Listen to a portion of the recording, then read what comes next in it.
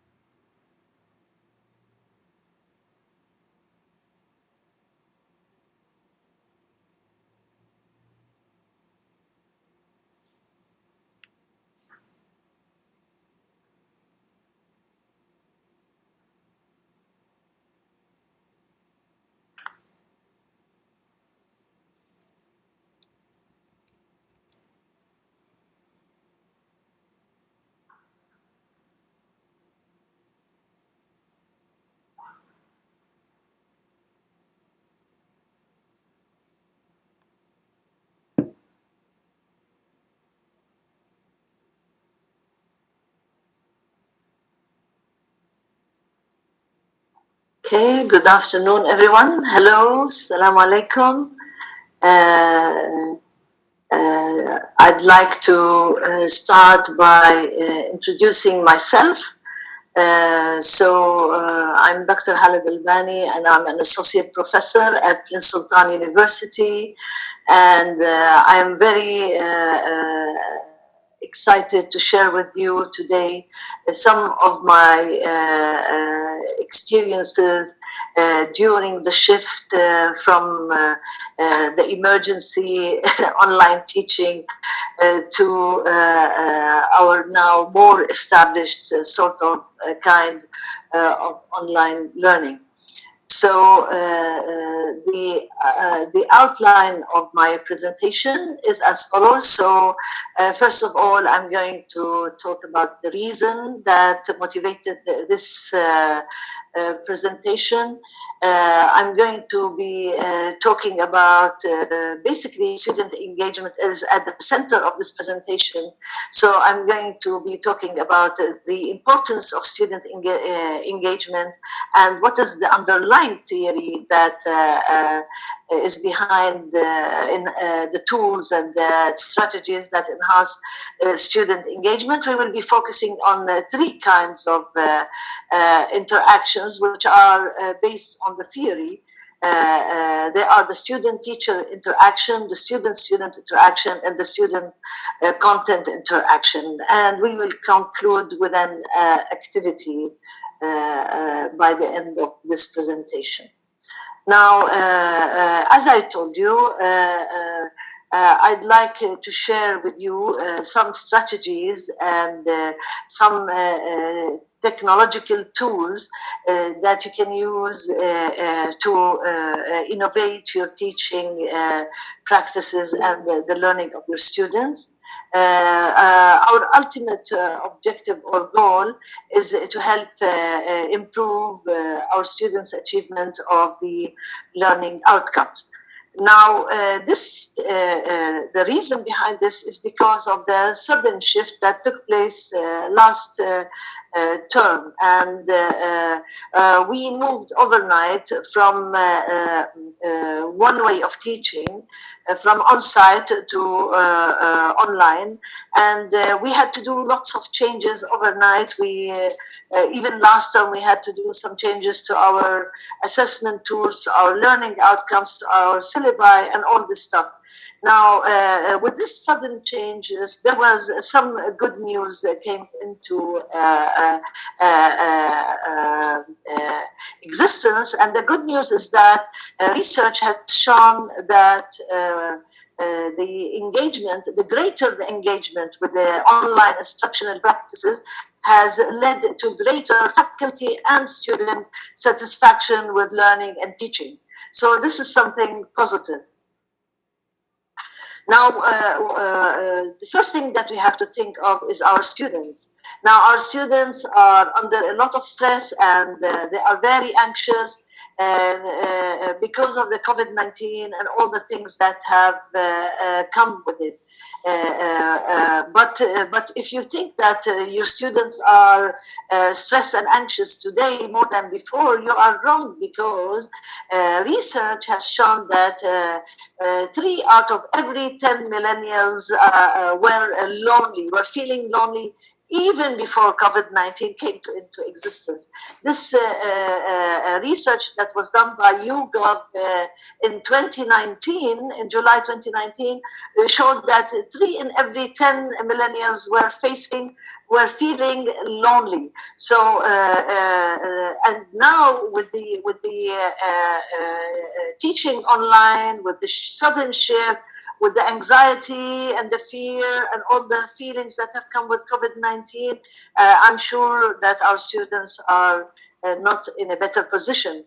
So how can we help? Now, first of all, we have to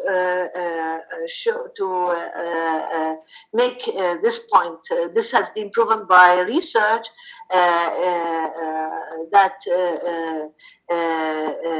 the rational brain and the affective, the emotions, and our social interaction all are linked together. So we feel, therefore we learn. So there's a great link. There's a lot of relevance between our emotions and our social interactions with our education. So whatever we are trying to do is grounded in research.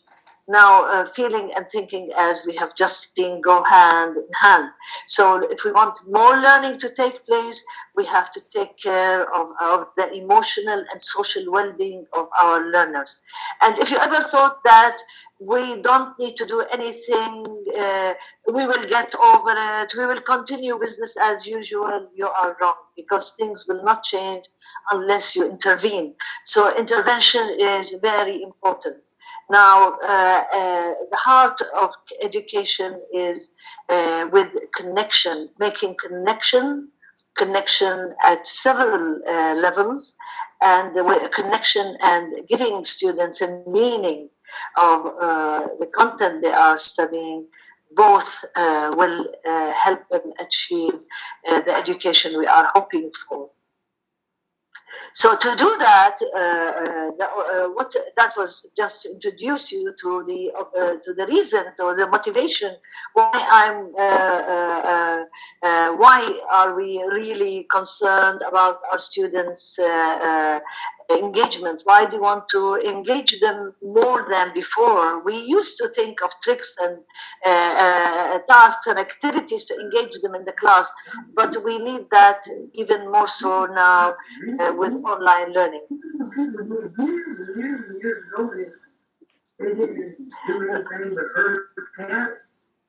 I'm sorry, I'm hearing an echo. So if you can kindly all mute your mics, please.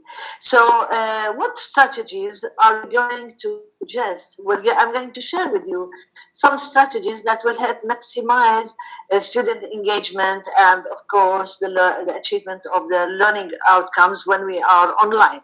Okay? Now, the basis of all this, what we're going to be talking about, is in Garrison et al.'s study that they carried out long before COVID-19. They actually did a study on how to enhance blended learning, how to make sure that learners are achieving the learning outcomes when teachers were using blended learning, when they were using both the synchronous and the asynchronous modes of teaching. and learning. Now, Garrison et al. Found that 3 different presences, they call them. Presences here means factors or interventions are needed to help students achieve the learning outcomes. And these 3 interactions are, or 3 presences are the teaching presence, the cognitive presence, and the social presence. Now, the teaching presence basically is the learner-instructor interaction. And the social presence is the student interaction.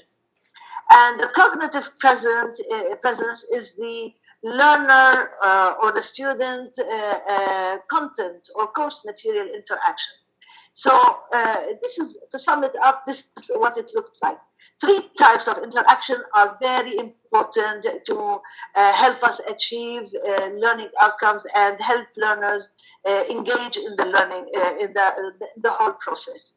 The learner-instructor, the learner-learner, and the learner content. Now I'm going to take each one of those and try to present to you some tools, suggest to you actually some tools that have been suggested by experts from the summit that took place during in July 2020 at Arizona State University, where experts came from many different parts of the world, and they suggested different tools that instructors can use to enhance engagement. Now, the first kind of engagement or interaction is the student-instructor interaction, which Garrison et al. Called the teaching presence. How do we achieve that? But first, let's look why it is important. The first one, according to the University of Houston, simply put, instructor presence means being there. Now, students cannot see you physically. They cannot see their friends physically in an online environment. How can you establish this presence in an online environment? So in an online environment, it means that you have to have your students see you behind the screen as a real person, although they cannot see you physically. So they can reach you when they have questions or need help with their learning. So this is what the strategies we are going to suggest now is how to help you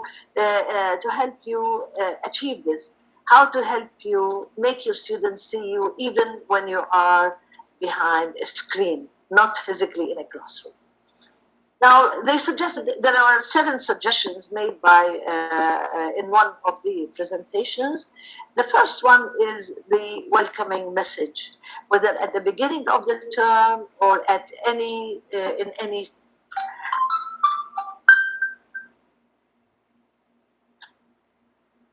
Welcoming students, welcoming your students is very important. Before a course starts or before any session, success starts at the very first beginning of the course or of the term or of a lesson. So always establish rapport with your learners, ask about them, welcome them, introduce them to you, to the course, to their whatever materials you're going to show them. Let them know you are there, welcoming them, listening to them, getting input from them. So this welcome message is very important to help them see you behind the screen.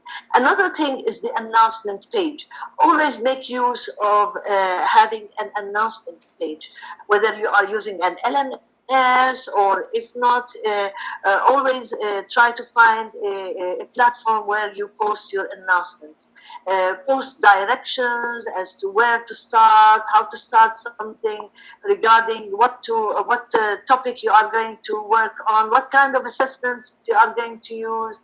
Let them always be up to date with whatever is going on. Even if you mentioned it in your session, always use some kind of a platform to upload your announcements. Use another tool to use is you try to make use of motivational videos. Use videos, create short motivational videos to engage your students. Your announcements do not always have to be in a written form. You don't always have to write to them messages in post messages in a written form. You can post a message in a form of a video. They can feel your presence more when they can see you. They can hear you talking, giving directions about a certain assignment or about what's coming up next week. So motivational videos, or sometimes giving feedback regarding an assessment. So motivational videos are going to be very useful. And also you can help them, encourage them by you yourself using motivational videos. They might also be encouraged to use videos also when they are communicating with you. So rather than sending you an email, they might post a video asking you a question or explaining a certain issue they're having. Or so it's another tool where presence can be more felt than in the usual written form that we normally use. Now, fourth suggestion is try to be a role model. Okay, so by creating your own asynchronous video messages, the one I just suggested for you, you are encouraging them to use video messages with you too. Interact with them directly, not only via video. You can use an avatar also, not just you appearing in a video. You can use your own avatar and encourage them to use avatars themselves. Complete a digital profile and post it for your students on the LMS or whichever platform you share with them. Use it for whichever platform you use to share information with them, and have students do the same. Let them share with you their digital profile. Let them include some information, personal information about themselves. You also include personal and professional details about you. Let them know you better. So all these kinds of tools help your students to see you behind the screen.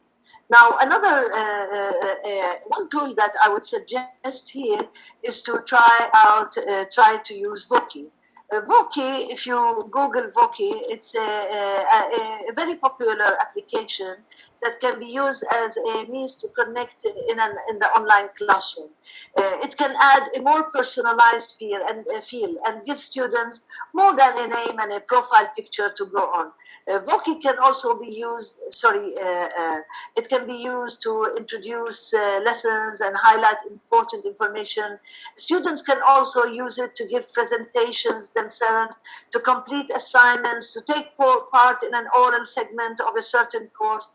The link is here, and I will just by googling Voki, the word Voki, you can find this application, and you can register and make your own account with Voki, and then it gives you lots of opportunity, lots of tools.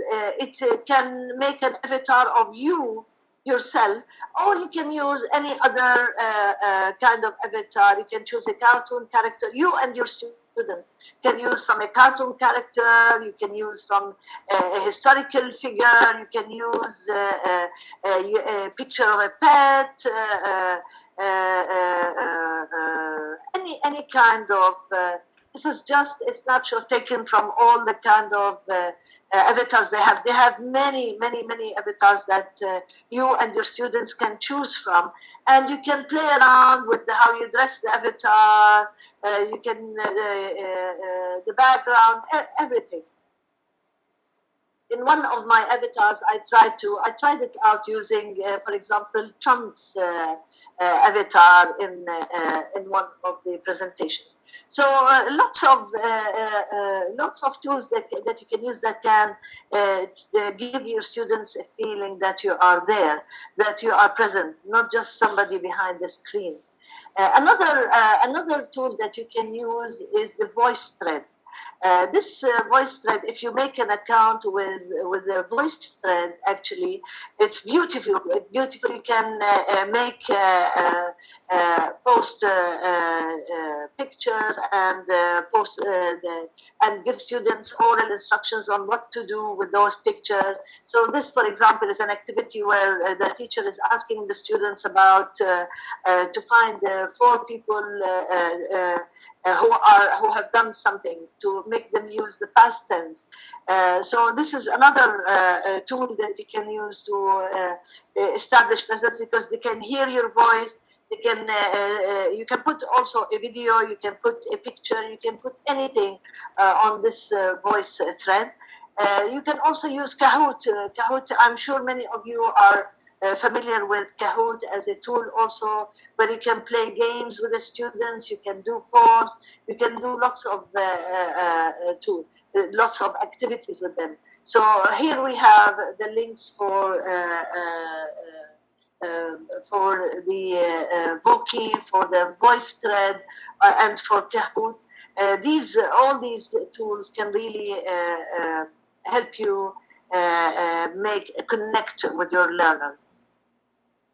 Now, another advice is the fifth is to have open chats with your students. Now, depending on the kind of LMS you are using, if you are using Moodle, for example, there are chat rooms on Moodle.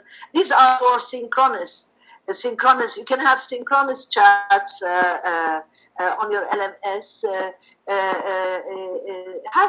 Assign a certain time where you ask your students to log on to a certain chat on Moodle, where they can open up to you outside the classroom. You can make it on Google Meet, you can make it on Zoom, you can make it on WhatsApp, any kind of a platform you choose and agree on with your students. So make this often 2 to 3 times during the semester. It will be a great opportunity to see other students and listen to how well they're doing in the course, if they are facing any challenges, and if there is anybody who needs more follow-up, you can spot them and you can work on that with them. So open chats are an excellent tool also to make your presence known and make them feel that you are always there for them.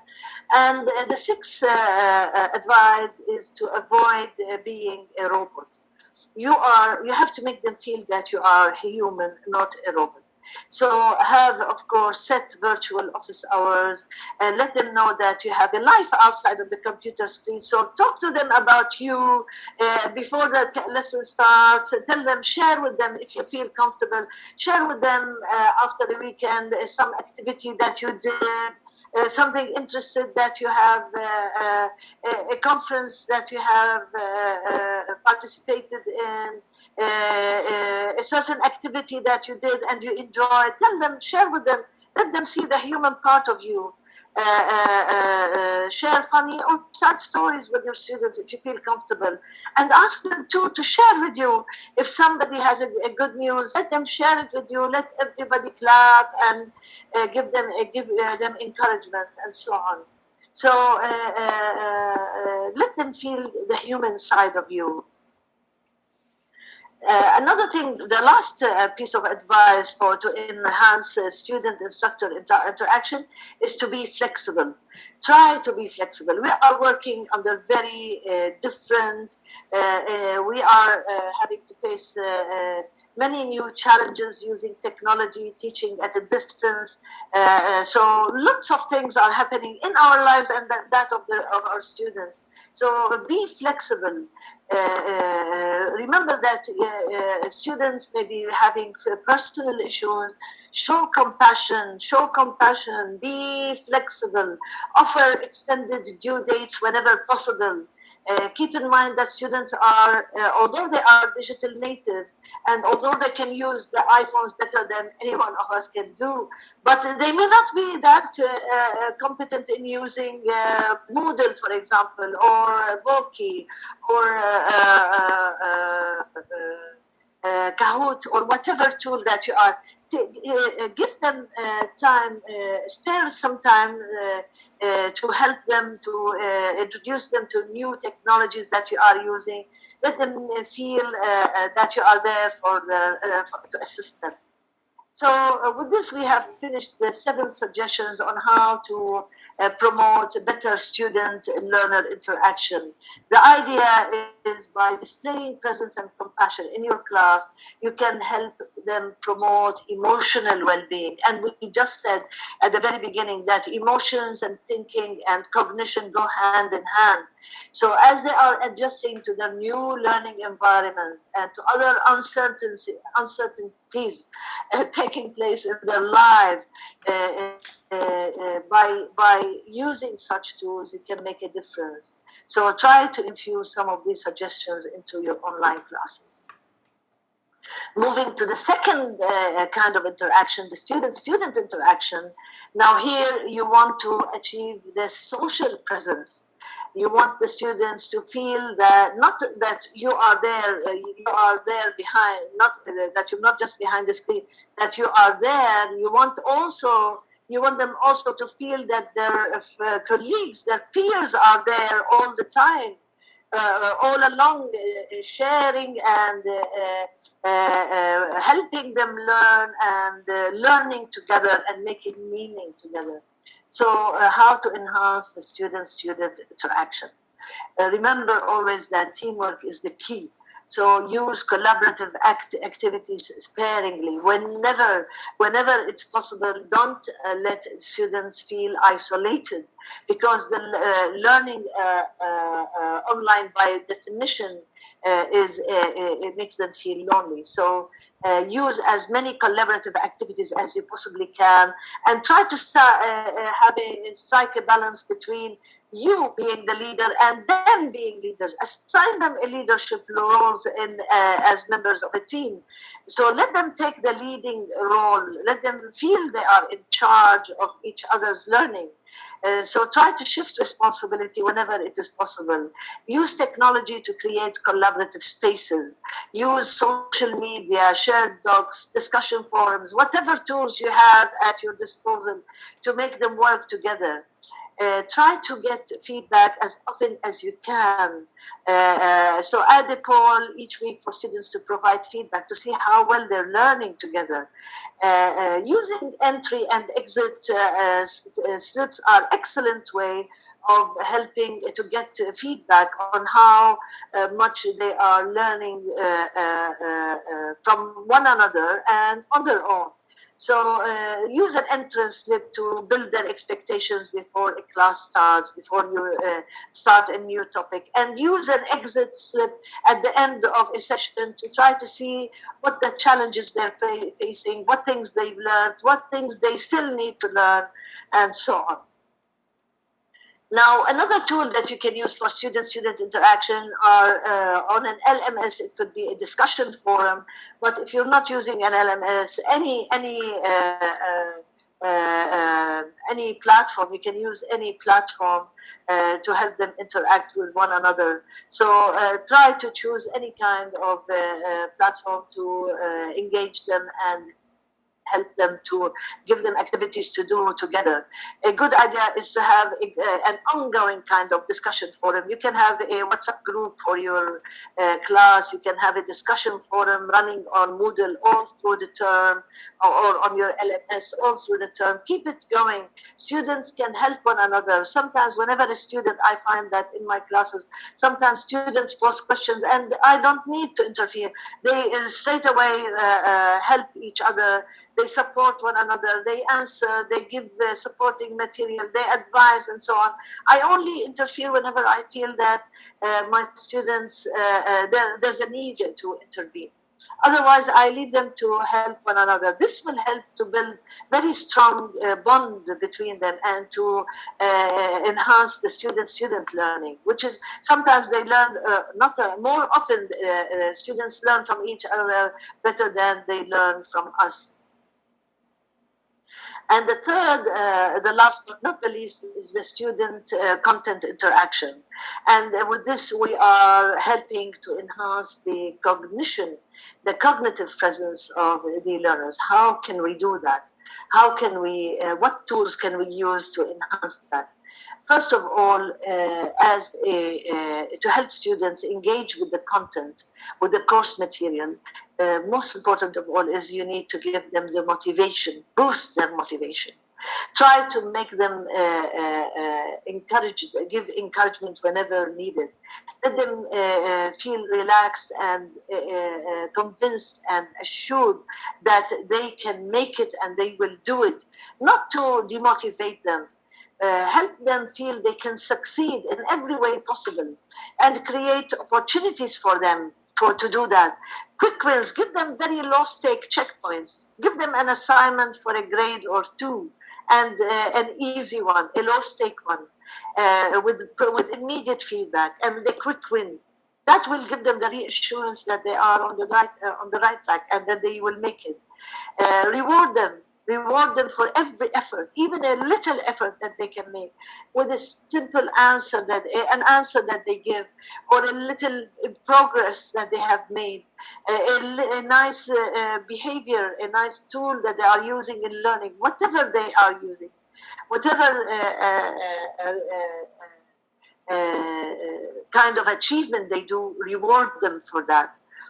Post announcement on the LMS to praise them, to praise for their participation and progress. I put that on LMS. I show them, I congratulate the student who did the best. If somebody showed some progress, I post that to everyone to see so that they all celebrate each other's success. And that will also motivate everyone. Post announcements, as I just said, on LMS, praising participation, praising progress. Show how similar peers have progressed. I usually invite the students from the previous term who have done a great progress, who have shown great progress, and I invite her to come and talk to her, to this group, new cohort of students, on how she did it, what strategies she used, and so on. Create shared spaces and opportunities for them to work together. So this also helped them to share their own experiences.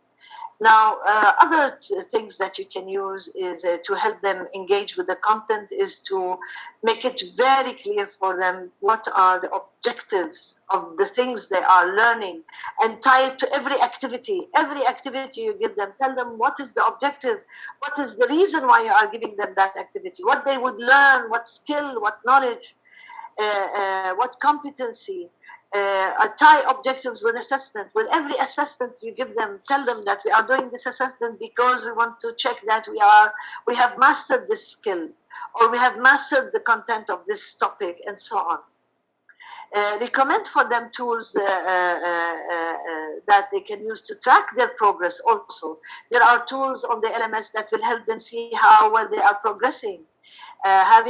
Posting the grade book and showing them the grades and with feedback, updating that on a regular basis can help them see how well they are progressing, how well they are doing, what kind of feedback they are giving them. List aligned objectives on activities and assessments pages on LMS.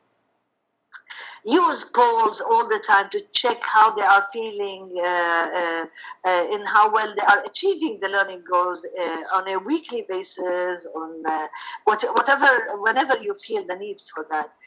Use the checklist feature. I don't know what platform you are using, but to use Moodle, there's a checklist feature that can help students mark their own progress.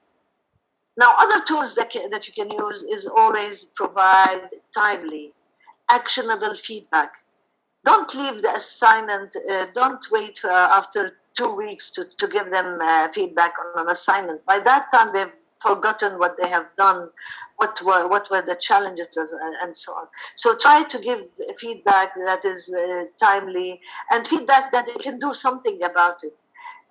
Don't overload them. Try to encourage them to do their work on a regular basis. By giving low-stake kind of assessments every now and then, you are ensuring that they will not leave the whole course material till the night of the exam.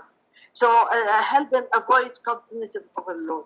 Have them use different tools in their assignments. It doesn't always have to be writing an essay or having a short answer quiz. Let them do it in a form of a concept map, for example. Try to use interactive kind of activities. If you are not familiar with H5P, it's an excellent tool where that you can use. I'll provide you with the links at the end of the session. It's an excellent tool that will help you help promote interactive activities with your learners. Try to use also virtual tools. This is also a link to virtual tours. It's an amazing kind of teaching where students really engage in the learning content, the content of the course. These websites all are websites that will take students to virtual field trips. So these are another way that you can help, another tool that will help you engage the student with the content. Now, you have to remember that students have different learning styles. So try to use activities, very active, different kinds of activities that will engage all the senses, the visuals, the video, the audio, the reading, the feeling, the thinking, the speaking, the analysis one, the reflection one, the experiential one, the application one. Try to use different kinds of activities because each learner is better at some kind of a learning style, and always try to make connections between what the students are learning and their everyday lives and career goals. Remember that whatever you give them, try to link it to their life, try to make it authentic, because if you're going to teach them about something that means nothing to them, they're not going to feel engaged at all. So ask them to make those connections themselves sometimes if you don't know your students well. But I advise you to try from the day one to try to get to know your students better by using this kind of activity. It's a kind of a mandatory academic autobiography assessment that would require every student to construct a narrative about themselves, where they would introduce themselves to you and describe their life as a student. So it has to be in this layout. They have to introduce themselves, their age, their family, how many siblings they have, their school life, how was it at school, the kinds of food they like, the kind of music they like, their favorite movies, their favorite video games, what they're good at, how do their friends describe them, and so on. This is paragraph 1. To introduce themselves. Then in paragraph 2, you're going to ask them to talk about their academic past, their earliest memories as students at school, how well they did, what did their family think of that stage, and so on and so forth, and good and bad memories of their school life. Then the third paragraph would be about their academic present time, their current academic situation. Assure them that this is only between you and them, very confidential, that you will not share this information with anyone, but this is between you and them. So let them open up for you, talk to you about their level of motivation, their strengths, their academic strengths, their weaknesses, what interfering factors inhibit their academic performance, and so on. And let them write a closing paragraph where they would talk about their academic future, what goals they have for the future.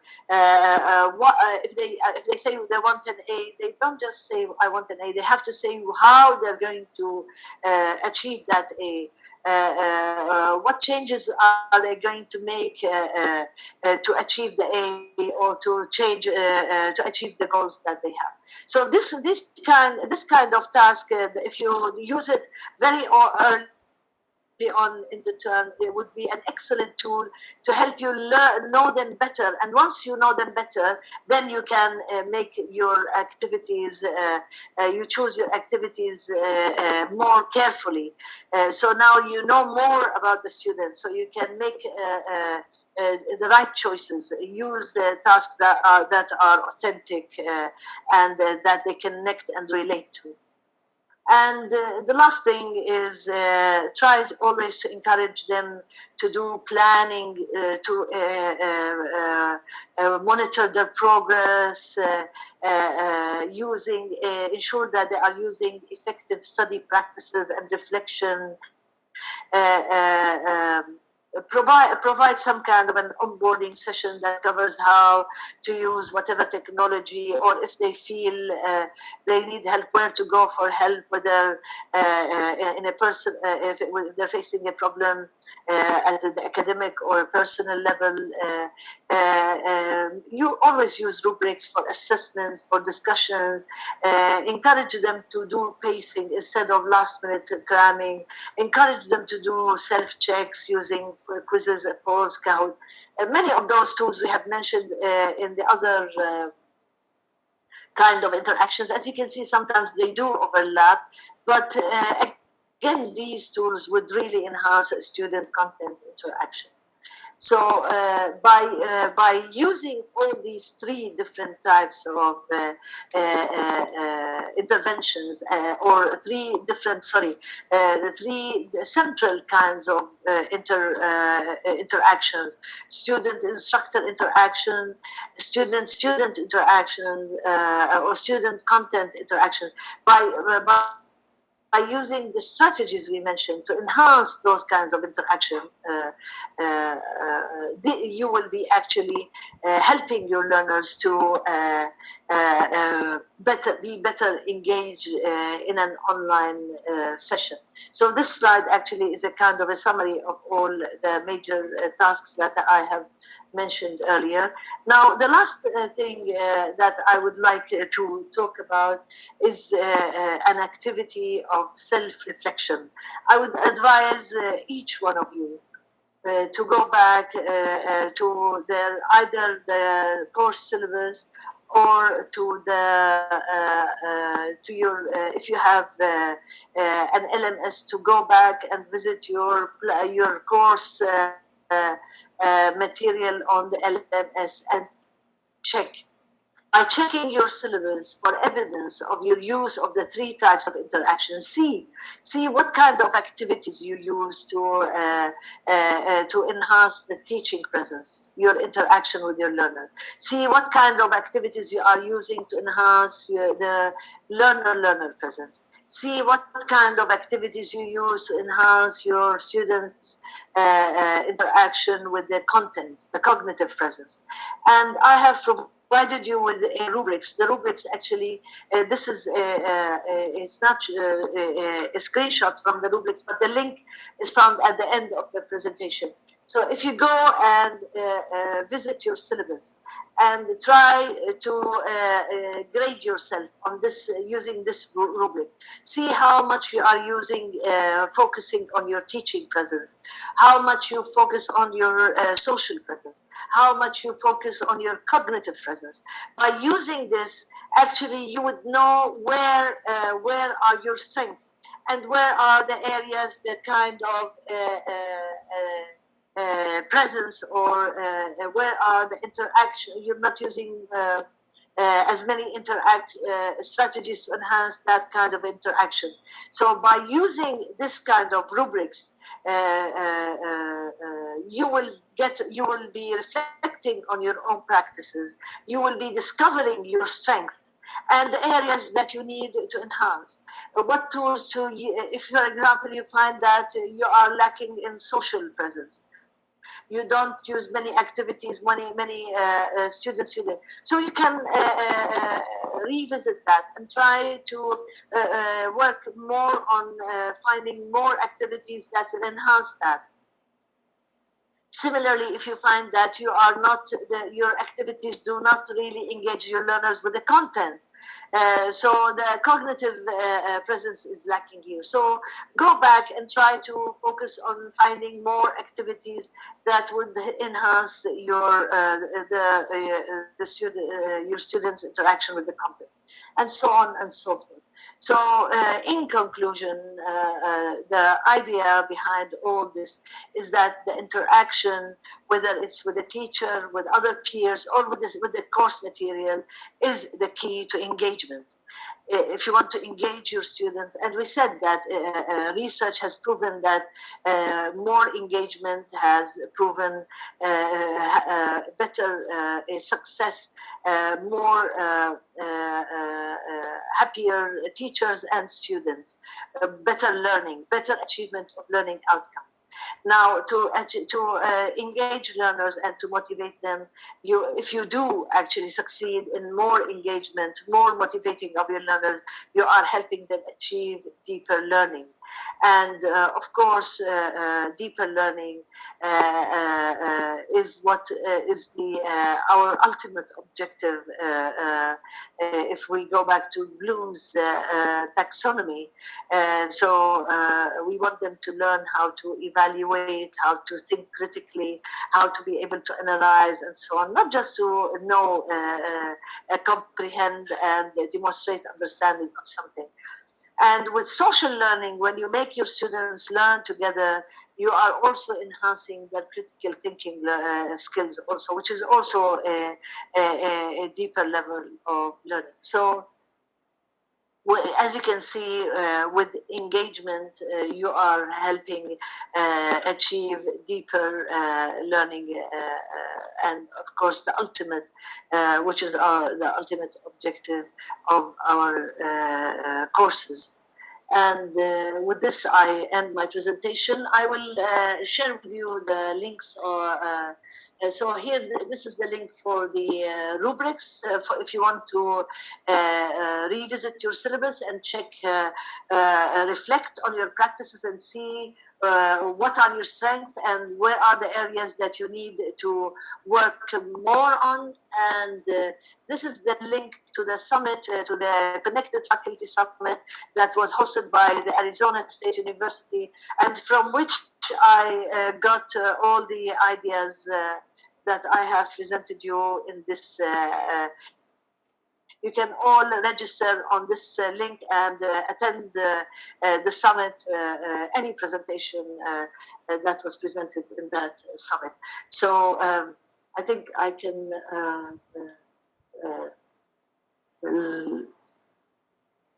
Thank you, exit Dr. now. It was very enlightening.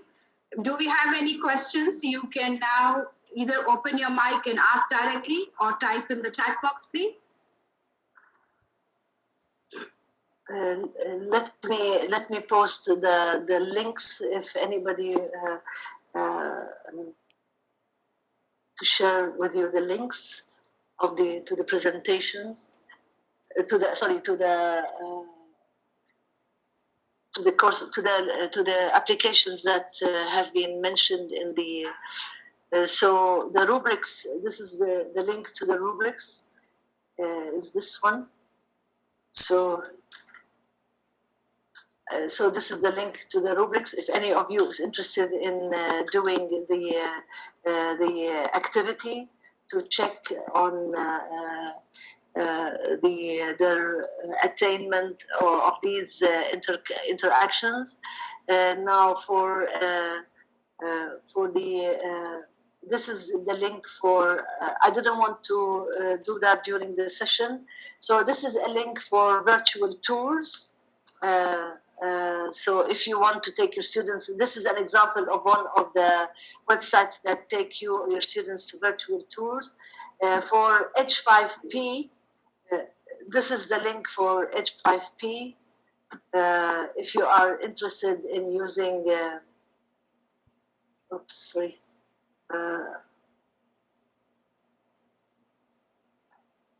This is in, you can also integrate this H5P on your LMS, and it's a brilliant tool for interactive activities. So this is for H5P. Another tool that you can that I mentioned earlier and you can use is the Voki and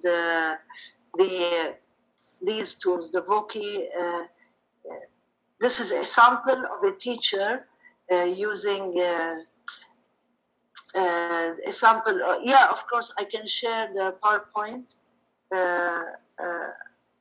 I'll share it with Miss Maria, and she can share it with you. So here is the link for the voice thread, the application I showed you, Kahoot. I'm sure you are all familiar with Kahoot, but in case you are not, this is the link. So these are links that you can use to some of the applications that I mentioned. Thank you so much, Hala. Thank you so much, Dr. Hala. Do you have any questions, please? If anyone would like to ask anything, I shall be more than happy to answer. And my email is on the last slide, but I will also share it with you if anybody would like. It's on the last slide, it's here, and I will put it here also.